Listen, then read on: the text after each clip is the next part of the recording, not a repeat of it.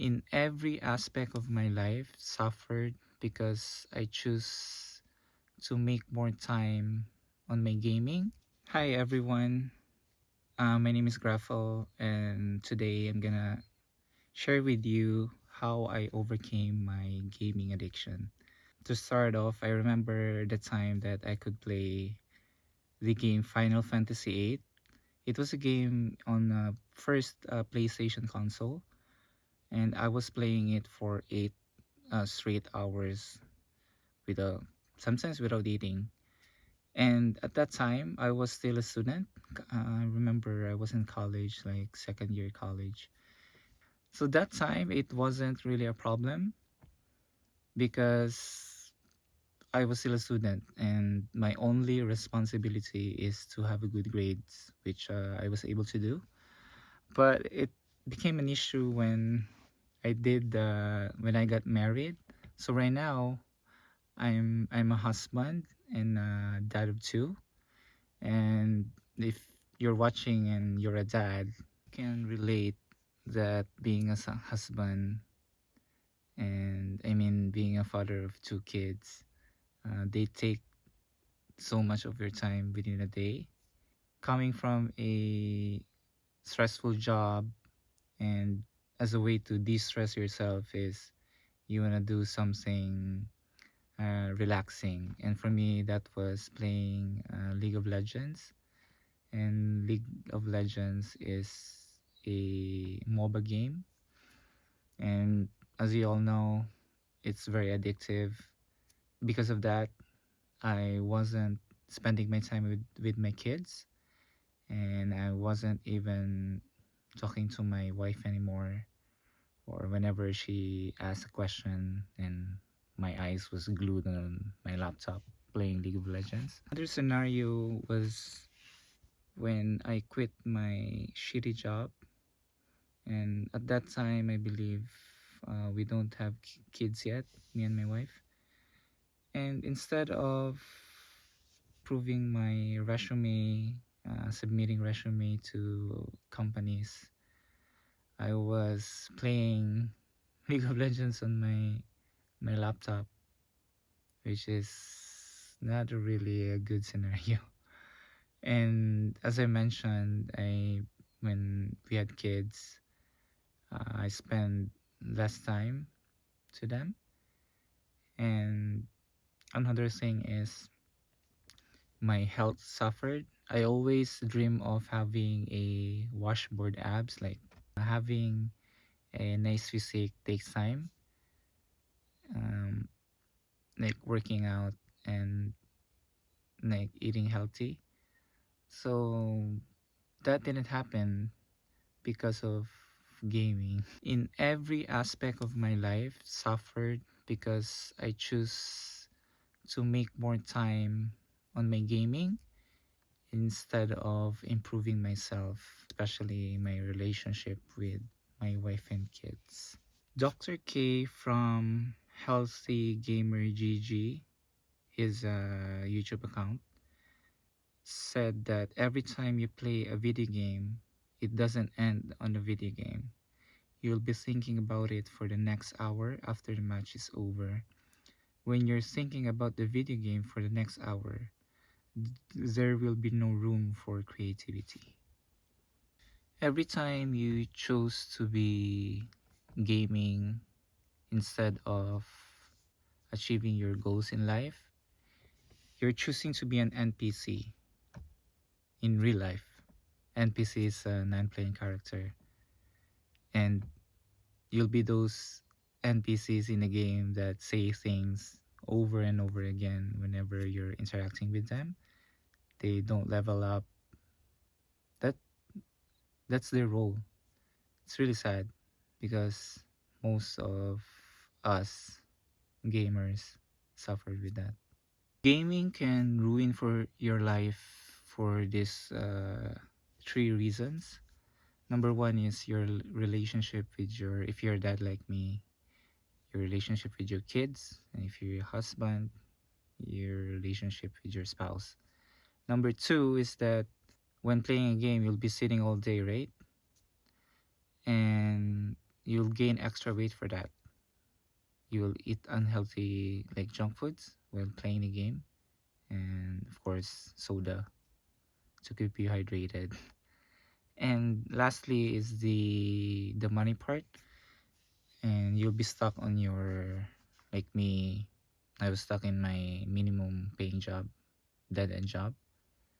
And if you notice, these are three aspects of life: the relationship, the health, and money that you need to improve to be happy in life. I always get annoyed when my kids wants attention from me and I'm in the middle of my game. And to think of it, they're not gonna be kids forever. One day they'll be grown ups and you'll be the one who's getting attention from them. This got me started on resolving on my gaming addiction. And don't be like me.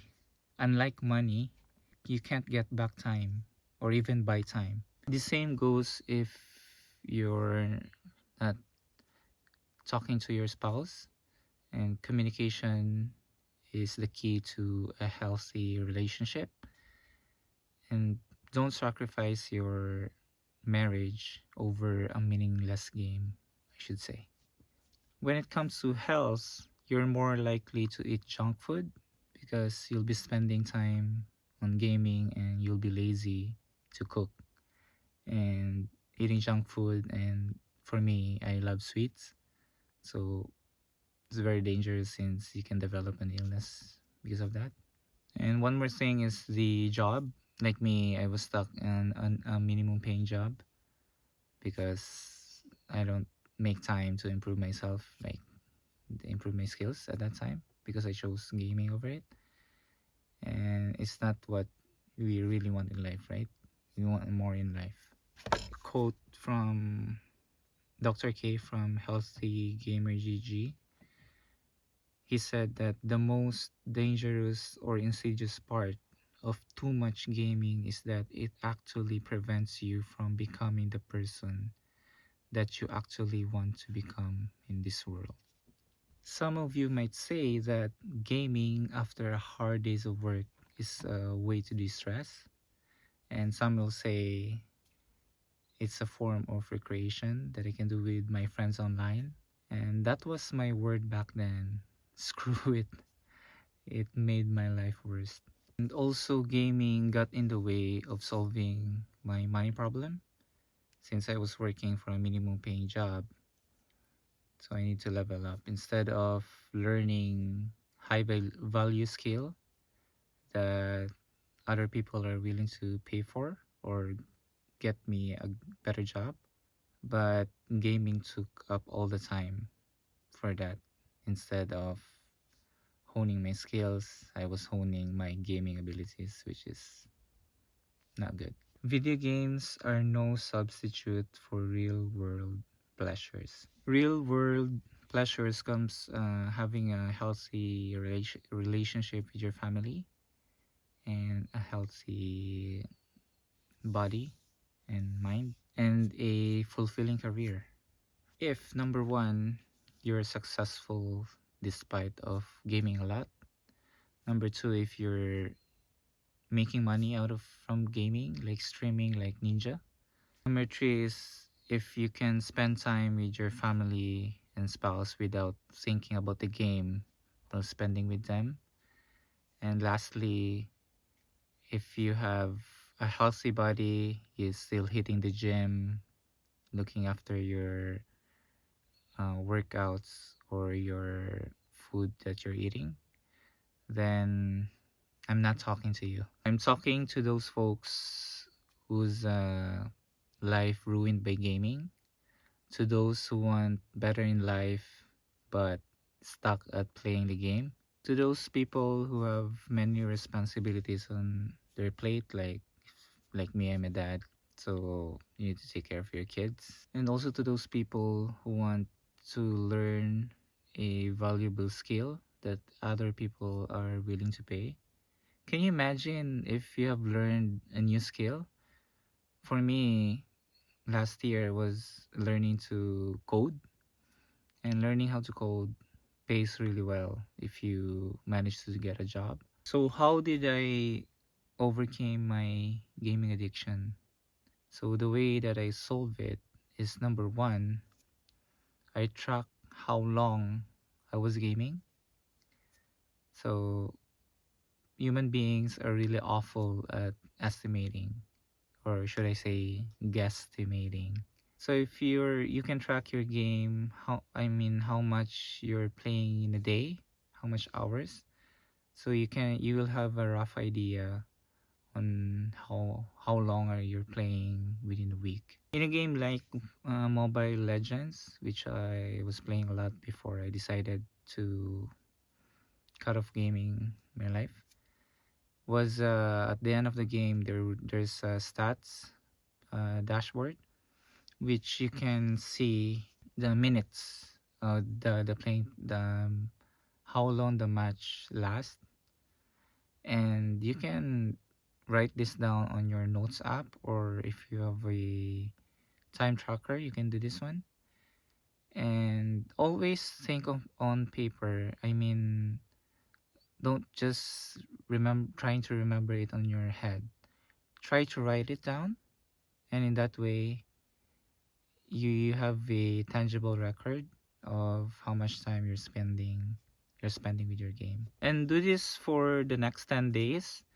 And while doing this one, try to pay attention on your emotions while gaming. I mean, you have really a deep reason on why you're gaming, right? In that way, you can like zoom out and take a big picture, like see the bigger picture on why you're really addicted to it.